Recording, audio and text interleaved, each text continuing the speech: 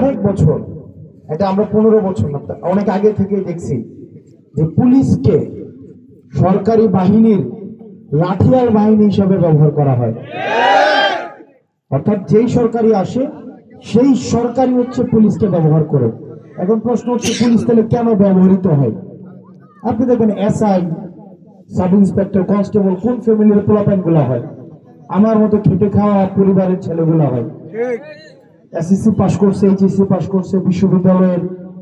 কারণ একটা বেতন কত পায়? সব মিলে 25-30 হাজার টাকা বেতনও পায় না। তার মানে কি এই বিরোধিতা করবে না কেউ চাকরি বাঁচাবে? কোনটা করবে? তাহলে সরকার যে নির্দেশ দেয় সেই নির্দেশ চোখ বন্ধ করে তাকে পালন করতে হয়।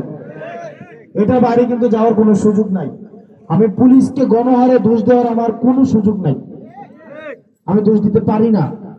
এমন একটা সিস্টেম বানাইছে যেই সিস্টেমে পুলিশে আইনে আছে, আইনগত নির্দেশনা মানতে বাধ্য থাকবে। এখন তাদের এটা মূল্যায়ন করার কোনো সুযোগ নাই, এটাকে আইনগত নাকি বেআইনি। অফিসার যা বলছে তাই রাইট, ওনাদেরকে শিখানো নাকি হয়। আমি শুনছি মাই বস ইজ অলওয়েজ রাইট, আমার বস যেটা বলবে এটাই সঠিক, যা বলবে তা। এখন দেখেন, আমরা দেখলাম যে আওয়ামী লীগের সময়ে এই পুলিশদেরকে ব্যবহার করছে, ওনাদেরকে ভোট কেন্দ্রে পাহারা দিতে দিছে। কি ভোট কেন্দ্রে পাহারা দিতে দিছে? যেন যারা 50-100 করে সিল মারবে, যারা মরা মানুষ এসে ভোট দিবে, তাদের জন্য কোনো অসুবিধা না হয়। এটাই তো নাকি? অর্থাৎ সরকার তাদেরকে দায়িত্ব দিছে রাতের বেলা যে ভোটটা তুমি রাতে নিবা, দিনের বেলা তো ভোট নেওয়ার দরকার নাই।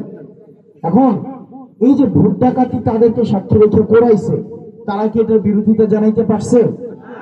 কেন পারে নাই? কারণ তাদের পোস্টিং এর বিষয় জড়িত, তাদের প্রমোশনের বিষয় জড়িত। কিছু হইলে খাগড়াছড়ি, রাঙ্গামাটি, বান্দরবন পাঠাই দেব, চাকরি থেকে বাদ দিয়ে দিব, এরকম দেখেন না আপনারা? এখন তাদের চাকরি বাঁচাইতে তারা এই কাজটা করতে হয়েছে। এখন দেখেন, আপনাদের সাথে এসআই, কনস্টেবল, নিচের লেয়ারের যে অফিসার আছে তাদের সাথে হচ্ছে আপনাদের ঝামেলাটা হয়েছে, তাই না?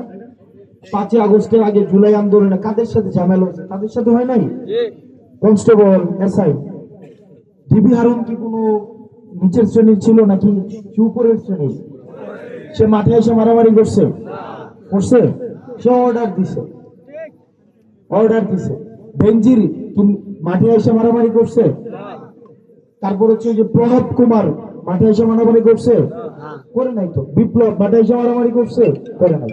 তারা অর্ডার দিছে আর এগুলা বাস্তবায়ন করছে আমাদের মতো নিরীহ ফ্যামিলির এসআই, কনস্টেবল সহ যারা নিরীহ, চাকরি বাঁচানোর জন্য।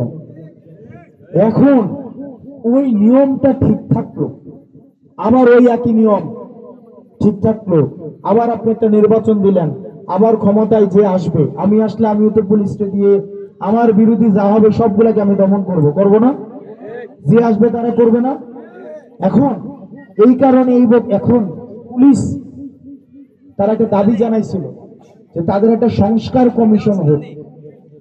এই সংস্কার কমিশন তাদের এই পোস্টিং, প্রমোশন এগুলোর জন্য তারা সরকারের কাছে দায়বদ্ধ থাকবে না সরাসরি, তারা একটা সংস্কার কমিশনের কাছে দায়বদ্ধ থাকবে। তারা ওখানে বিচার দিতে পারবে পুলিশকে ব্যবহার করা হয়েছে কি হয় নাই, এটা দেখার জন্য ওই সংস্কার কমিশন থাকবে। ওই সংস্কার কমিশনে কারা কারা থাকবে? বিশ্ববিদ্যালয়ের শিক্ষক, সাবেক বিচারপতি, ওই যেমন আমাদের আরো কিছু কমিশন আছে না, যেমন নির্বাচন কমিশন, টিএসসি, এরকম কিছু একটা করতে চাইছে। আমাদের এই উপদেষ্টা মন্ডলী বা আমাদের অন্তর্বর্তীকালীন সরকারকে সেটা করছে? করে নাই।